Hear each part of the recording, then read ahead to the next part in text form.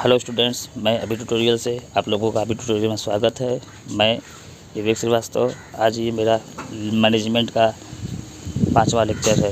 इस लेक्चर में हम लोग प्रबंध के सिद्धांत के बारे में समझेंगे। प्रबंध के कौन कौन से सिद्धांत है, उसकी क्या महत्व है, उसकी क्या विशेषता है। प्रबंध के सिद्धांतों की थोड़ी सी जानकारी इस वीडियो में दी गई है। प्रबंध के सिद्धांत से क्या है? प्रबंध के सिद्धांत का मतलब किसी संस्था के उद्देश्य को प्राप्त करने के लिए जो भी कार्य प्रबंधकीय समितियों द्वारा किया जाता है उसे प्रबंध का सिद्धांत कहते हैं। इसमें प्रबंध के सिद्धांत अगर दूसरे तरीके से समझा जाए तो एक आधारभूत सत्य होता है जिसमें जो सामान्य कारण तथा उसके परिणाम से संबंध स्थापित करते हैं। सामान्य कारण का तात्पर्य ये है कि किसी भी कंपनी को अगर लॉस हो रहा है तो लॉस का रीज़न क्या है, किन किन सेक्टर्स में लॉस हुए, उस पर एनालाइज करना, उस पर विश्लेषण करना, उस पर मीटिंग करके और उस प्रॉब्लम को सॉर्ट आउट कर देना। फिर यहाँ पे प्रबंध के सिद्धांतों में बताया गया है कि परिभाषाओं में कि एडविन बी फिलिप के अनुसार कि एक सिद्धांत एक आधारभूत सत्य है और यह कारण एवं परिणाम से में संबंध स्थापित करते हैं। ओडोनिल के अनुसार प्रबंध के सिद्धांत सामान्य वैधता के आधारभूत सत्य हैं। वैधता के आधारभूत सत्य का मतलब यहाँ पर है कि जो भी चीज़ें बताई गई हैं, जो भी कानून यानी जो भी रूल्स एंड रेगुलेशंस गवर्नमेंट्स के थ्रू बताए गए हैं उसको फॉलो अप करना और उससे अपने परिणामों का पूर्वानुमान लगाने की क्षमता। प्रबंध के सिद्धांत ऐसे आधारभूत सत्य हैं जो कारण एवं परिणाम के संबंध को अभिव्यक्त करते हैं। इन्हें प्रबंधकों द्वारा निर्णय लेने और कार्यवाही करने के लिए दिशा निर्देशों के रूप में प्रयोग किया जा सकता है। दिशा निर्देशों का मतलब क्या है यहाँ पर कि कंपनी के जो प्रबंधक होते हैं या प्रबंधकीय कमेटी होती है, ये अपने टॉप लेवल से मिडिल लेवल और मिडिल लेवल से लो लेवल को ऑर्डर प्रोवाइड करते हैं और आदेश देते हैं और ये आदेश उन्हीं के उद्देश्यों की पूर्ति के लिए किया जाता है। यहाँ पे प्रबंधकीय सिद्धांत की विशेषता की बात की जाए तो प्रबंधकीय सिद्धांत की विशेषता 3 प्रकार की है। मानवीय व्यवहार से प्रभावित होते हैं, सिद्धांत नियमों से अलग होते हैं और सिद्धांत नीतियों से अलग होते हैं। इन सारी चीज़ों पे 3 चीज़ों पे बताई गई है। प्रबंधकीय सिद्धांतों की प्रकृति या लक्षण की बात की जाए तो प्रबंधकीय सिद्धांत की जो प्रकृति या लक्षण है वो 5 प्रकार की होती है। पहला है गतिशीलता, दूसरा है लोचशीलता, तीसरा सापेक्षता, चौथा अनिश्चित और आधारभूत लेकिन अंतिम नहीं। तो जो गतिशीलता बताया गया है, गतिशीलता का मतलब ये होता है कंटिन्यूसली किसी भी कंपनी के किसी भी फर्म को या किसी भी एकल व्यापार में जो निरंतर गतिविधियां हो रही है उस गतिविधियों का क्या प्रभाव हो रहा है। प्रभाव का मतलब कंपनी प्रॉफिट में जा रही है, कंपनी लॉस में जा रही है, इन चीज़ों पर एनालाइज करना ही गतिशीलता कहलाती है। अगर कंपनी लॉस में जा रही है तो उसका सुधार भी होना चाहिए।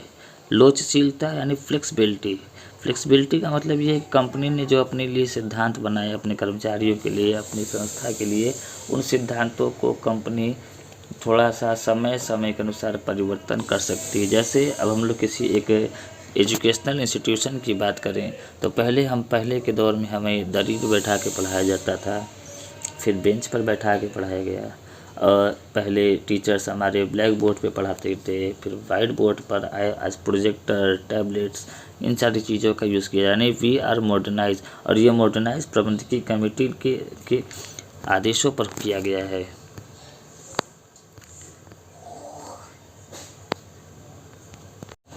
प्रबंधकीय सिद्धांतों की आवश्यकता एवं अगर महत्व की बात करें तो ये जो महत्व होता है प्रबंधकीय सिद्धांत, ये कार्यकुशलता में वृद्धि लाता है, कार्य प्रणाली में विकास करता है, प्रशिक्षण में सुविधा करता है, सामाजिक उद्देश्यों की पूर्ति करता है और जटिल समस्याओं का समाधान करता है। कार्यकुशलता की वृद्धि की बात करें तो कार्यकुशलता में ये जो कार्यकुशलता है ये प्रबंधकीय कमेटी में भी आता है और कर्मचारियों में भी आता है।